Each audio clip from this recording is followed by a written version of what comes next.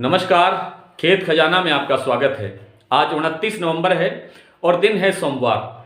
सरसों को लेकर बड़ी भारी दहशत का माहौल बना हुआ है पूरे देश में कि अब सरसों का क्या होगा और सरसों का भाव किस तरफ जा रहा है। इतनी बड़ी गिरावट, इतना बड़ा नुकसान आज तक इससे पहले नहीं देखा गया। इस पर विस्तार से चर्चा करेंगे, लेकिन उससे पहले आपको एक महत्वपूर्ण जानकारी देना जरूरी है कि आज केंद्रीय मंत्री, पशुपालन मंत्री पुरुषोत्तम रुपाला साहब ने अपने ही सरकार के केंद्रीय मंत्री जो वाणिज्य मंत्रालय संभालते हैं, जो खाद्य आपूर्ति मंत्रालय संभालते हैं, पीयूष गोयल जी को एक पत्र लिखा है और उस पत्र में उन्होंने अपील की है कि जो सोया डीओसी का जो आयात अवधि 31 जनवरी 2022 तक है, उसको अवधि को बढ़ाने के लिए जो पत्र आया हुआ है पशुपालन इंडस्ट्री की तरफ से, तो उसको आप गंभीरता से उस पर विचार करें और उस अवधि को 2022 तक बढ़ा दें। और उधर दूसरी तरफ सोपा ने, यानी जो सोयाबीन प्रोसेसर्स एसोसिएशन है इंडिया में, भारत में, उस एसोसिएशन ने सरकार के इस पत्र का, यानी इस काम का विरोध किया है और उन्होंने इस पत्र का भी विरोध किया है और इस सारी प्रोसेस का उन्होंने कहा है कि ऐसा नहीं होना चाहिए, अन्यथा सोयाबीन के किसानों के साथ फिर कोई बड़ा खेल हो सकता है, धोखा हो सकता है।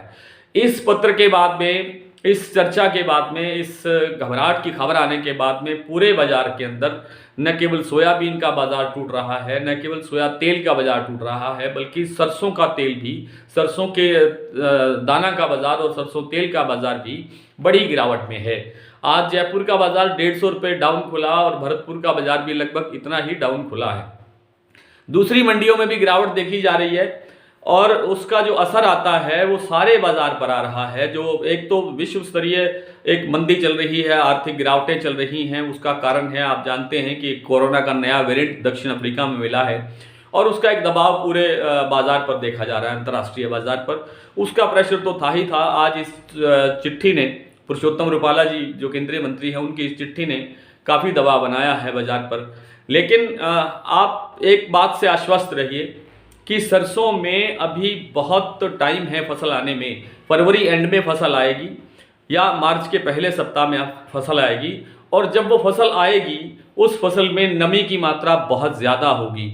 नमी की मात्रा ज़्यादा होने का मतलब ये है कि उस वक्त जो नई फसल आती है उस फसल का तेल आम घरों में खाने योग्य नहीं होता, क्योंकि उसमें नमी की मात्रा होती है और उसमें एक अजीब तरह का एक टेस्ट होता है, स्मेल होती है, जो घर में नहीं खाया जा सकता।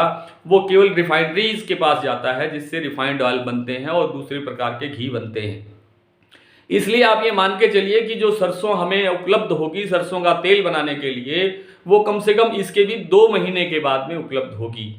तो सरसों आने में अभी बहुत लंबा समय बाकी है और सरसों की उपलब्धता आप कई दिनों से अखबारों में भी पढ़ रहे हैं, हम भी अपने डेली बुलेटिन में रोजाना इसकी विस्तार से खबरें छाप रहे हैं कि जो सरसों का जो अब उपलब्धता है वो 8 लाख टन से कम है और 3 महीने का समय बाकी है। उसके लिए सरसों की उपलब्धता कमज़ोर होने के साथ साथ सीजन सर्दी का है, शादियों का सीजन है और दूसरी तरह के मतलब खाद्य पदार्थों की मांग बढ़ती है।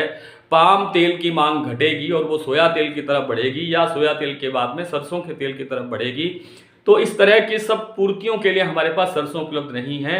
इसलिए आप यकीन मान करके चलिए कि सरसों जितना भी नुकसान हुआ है, 300-400 रुपये का जो नुकसान हुआ है इस हफ्ते के अंदर, वो रिकवरी होगी। हमने पहले भी जब सरसों टूटी थी तब भी कहा था कि सरसों में रिकवरी होगी और सरसों ने उसको रिकवर किया था।